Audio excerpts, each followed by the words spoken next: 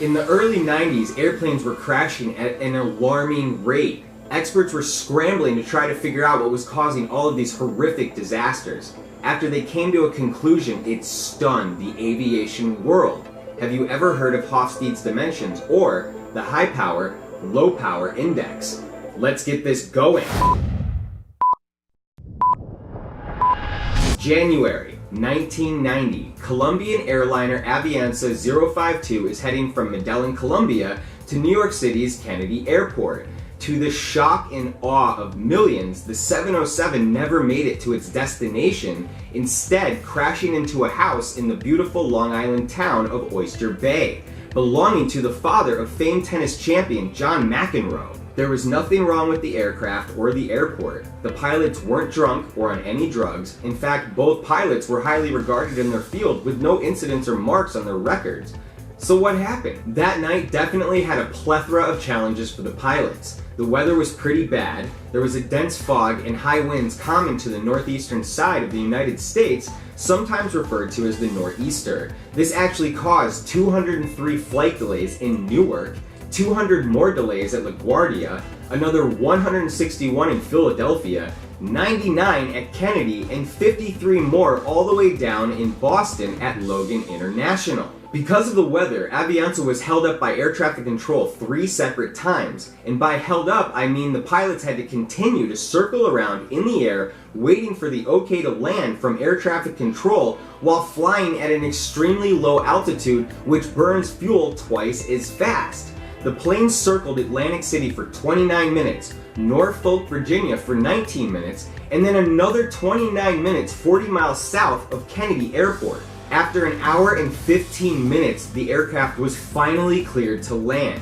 As the plane approached Kennedy, they encountered severe wind shear. This is an extreme shift in winds that are wildly unpredictable. At one moment, you're flying directly into a strong headwind, forcing you to add extra power and gain momentum. The next moment, the headwind drops without warning and the plane is now traveling far too fast to land. Normally, the autopilot corrects this automatically, reacting to the wind shear itself. But, as fate would have it, on this day, the autopilot was malfunctioning, so the pilots had actually turned it off. They were fighting the wind shear manually, and it was not working. The plane came back up for another go-around. It did a wide circle over Long Island before re-approaching Kennedy Airport again. Then, it happened. The first engine fails. Right after that, engine 2 sputters to a stop. Then engine 3 and 4 grind to a halt. The plane had run out of gas. To my disbelief, all of what I just mentioned is not the reason this plane met its fate that day. Although those variables of course play a factor, pilots face those conditions all the time. The reason this plane went down is because Mauricio Klotz, the first officer of the aircraft, did not speak up to air traffic control and relate there was an emergency. In fact, when Captain Loreno Civide screamed at his first officer to tell air traffic control they're running out of fuel, Klotz famously relayed this message. That's right, to 180 on the heading, we'll try once again, we're running out of fuel. Just like that, no urgency, no sense of panic. And by definition, when landing, all planes are actually always running out of fuel. Planes can't land with a full tank of gas. That's referred to as landing heavy and is extremely dangerous. All planes are running out of fuel on final approach, so air traffic control actually just took it as a passing comment. Then again, the captain pleads to his first officer, advise him we don't have fuel. Klotz's response to air traffic control: climb, maintain 3,000 and we're running out of fuel, sir. There it is again, the ah followed by a long pause. The ah completely undercuts the seriousness of the situation. This is called mitigated speech. We all do it to our superiors. If you don't mind, can you look at this report I gave you last week? If you have the time. Your boss would not take that seriously. And although we do it every day in our lives, some cultures are much more serious about the way we act and talk to our superiors. Dutch psychologist Geert Hofstede came up with a measurement for the way every culture interacts with hierarchy. It's called the high power distance theory, or high power, low power index. Each country has a score or rating, and it's very, very important to note that there's no wrong or right place on this list. It's just simply a cultural observance. This is where it gets downright fascinating.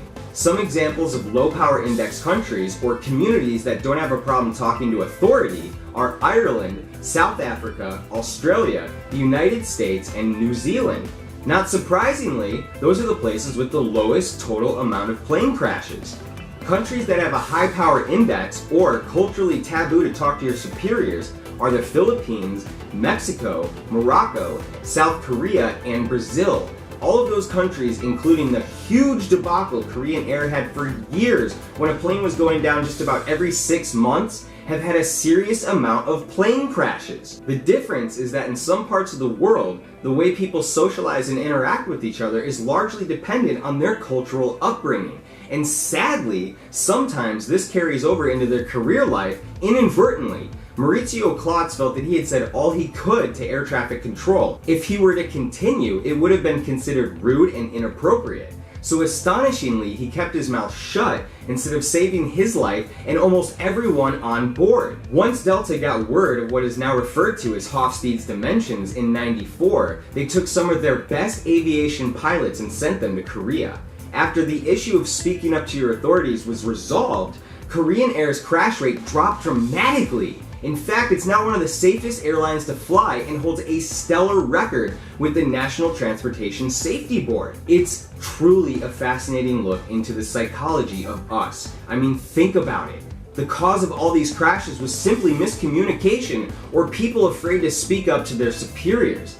The important thing to understand is that a lot of cultures are just not brought up that way. For example, in some Asian countries, talking to someone next to you while waiting for the bus is thought of as extremely rude. So you can imagine how difficult it would be if someone from that culture had to speak up to New York's air traffic control. There was something much deeper going on here. It was the human side of flying, not the technical side, that needed to be addressed. Once it was, the air was safe for all of us again. And it will continue to be as long as we don't lose sight of who we are, face those issues, correct them, and continue to grow from it. Thanks so much for watching. You guys are the best. Make sure to check back here every Thursday for a brand new video. If you have any questions, please don't be shy. Leave a comment and give a thumbs up if you dug the video. Don't forget to subscribe. Until next week, class dismissed.